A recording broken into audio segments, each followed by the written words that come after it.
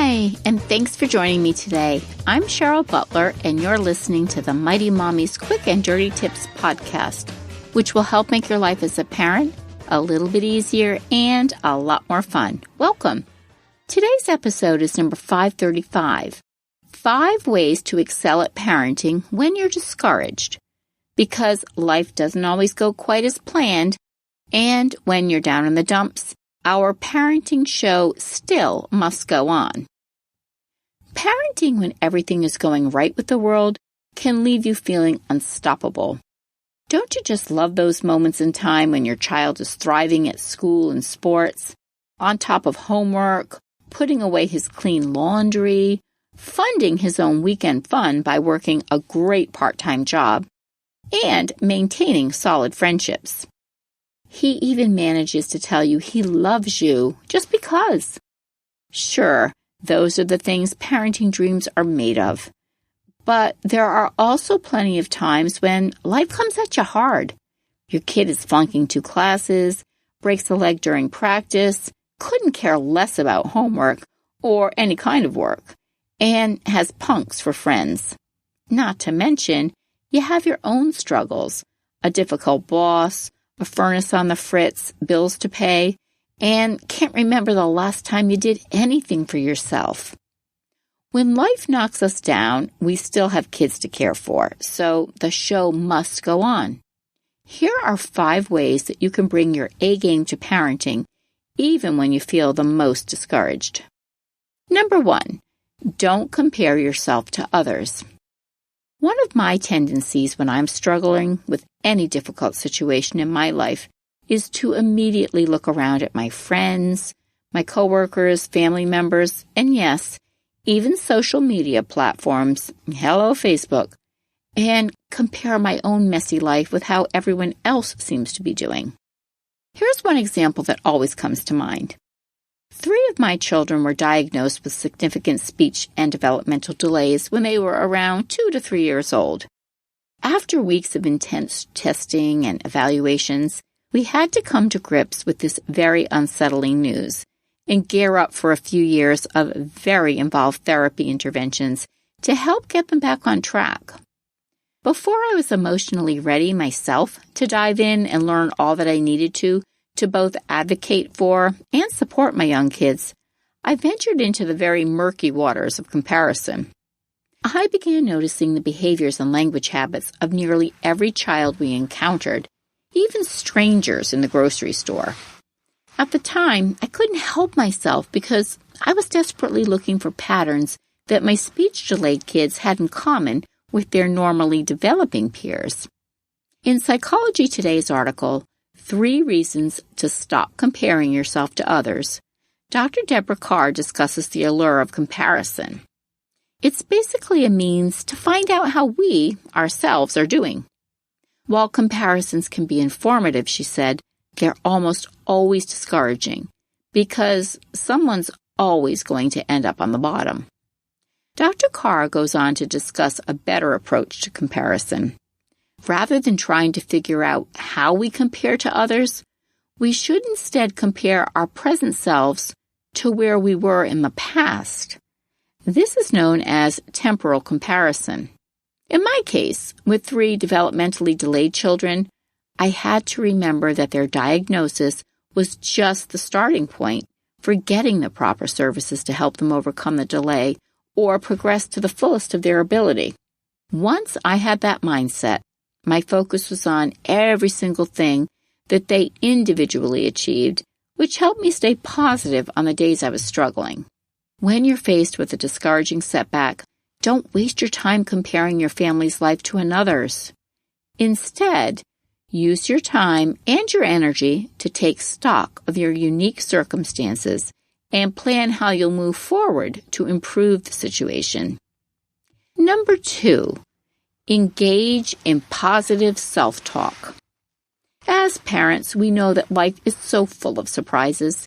As the mom of 8, I have experienced hundreds of unexpected moments, both good and bad. Like last year, I learned that my daughter and her husband were expecting their first child. That surprise left me on cloud 9 right up until the day my grandson was born this past December. And recently, my youngest daughter, who's now 13, she broke her leg during softball practice. That same evening, our dishwasher bit the dust, and I got a gooey case of pink eye just 2 days before we had to travel to my son's college graduation. Talk about great timing. When something goes bad in my family's life, I am never alone. You know why? I have my trusty constant companion to thank for that, my inner voice. When I got the call from my daughter's coach that she was headed to the emergency room after the softball injury, my inner voice arrived on the scene just seconds after I hung up the phone. Well, isn't this just great? Here I am with a raging case of pink eye, and my poor baby is in agony and being rushed to the hospital, and I can barely see to drive. Much of our thinking is so automatic, and it happens so rapidly that we barely notice it before we move on to the next thought. And when that little voice in our minds starts cranking out damaging and negative commentary, that only adds fuel to the fire of despair. My QDT colleague, Steve Robbins, the Get It Done guy, addressed this topic in a fantastic episode, How to Psych Yourself Up with Good Self-Talk. Here we learn how to turn negative self-talk around to an inspired positive self-talk instead. The next time you find yourself bombarded by harmful barbs from your inner voice, take some pointers from Stever.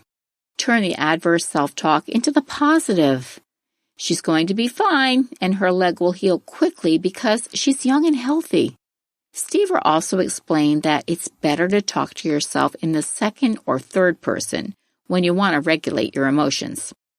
Cheryl, you've had pink eye many times before, and you know it's going to clear up within 24 hours of taking the prescribed eye drops. Number 3, create a mind map. A fun and effective tool that I learned in a creative writing class years back is to create a mind map. This exercise works extremely well when you're down in the dumps about a challenge facing your family, or when you're just feeling blah about life in general. So here's what you do. You'll list the goal that you'd like to achieve in the center of a large piece of blank paper. Next, surround the goal with as many ideas and plans of action that you can think of that will help you to attain it. It's called a map because you can draw arrows and pictures and anything else that comes to mind to help point you in the right direction, just like a road map. This is a cathartic exercise for handling a low, discouraging mood because once you have a plan of action, you can begin working toward a positive outcome. Taking action is a great way to break out of a rut. My daughters did this recently to find a solution for not having to share a bedroom any longer. I let them have at it while I watched from a distance, and after a couple of hours, some of it in very heated discussion, they figured out a way to turn a portion of our underused formal dining room into a study hangout space for one of them, so they'd each have privacy to get homework done and spend time with friends. Next up, we're going to get real about the emotional drains in our life. Next, stay away from emotional drains. There is a well-known expression, misery loves company. But if you're going through a tough time, stay clear of the Eeyores of life and instead try and surround yourself with people who are joyful and appreciative and can add something positive to your present situation rather than wallow with you. One of my favorite games to play with my kids is one I've been playing for years, and I learned it from the novel Pollyanna. It's a game that Pollyanna learned from her father, the Glad Game. When Pollyanna starts to feel low, she thinks of things to be happy about and thankful for. Gratitude is a wonderful deterrent to discouragement. The Glad Game can be as simple as naming things like ice-cold milk and a piece of chocolate cake, or coming home to see your puppy who's wagging his tail off when he sees you. Or it can be a lot more personal, like thanking someone for always taking the time to drive your kids home from baseball practice because your work schedule conflicts. You know, focusing on what's good in your life and appreciating your blessings can offer you an immediate lift when you're down. And number 5, and I love this, Find something to look forward to. Sometimes when you're faced with a difficult stretch, it really helps to find something uplifting that you and your family can look forward to. Today's families, and mine included, they keep an overwhelming pace between school, work, and family commitments. So grab your calendar and plan a night out with the kids for pizza and a movie, or a day trip to the city to explore and see some new sights. Talking about doing something fun, hey, it's nice. But when you actually schedule it, chances are you'll make sure it happens. And the anticipation is definitely a big part of the excitement, not to mention a great prescription to help combat life's disappointments. How do you power through discouraging times in your family? Please share your thoughts in the comments section at quickanddirtytips.com/mighty-mommy, or you can post your ideas on the Mighty Mommy Facebook page. And please email me at mommy@quickanddirtytips.com. Visit my family-friendly boards at pinterest.com/mightymommyqdt and subscribe to the QDT newsletter to get parenting tips and more delivered directly to your inbox. If you have friends and family that would enjoy listening as well, please, I'd love it if you'd share the link to this podcast and refer them to the website www.quickanddirtytips.com/mighty-mommy. Wishing all of you a very happy, fun-filled summer.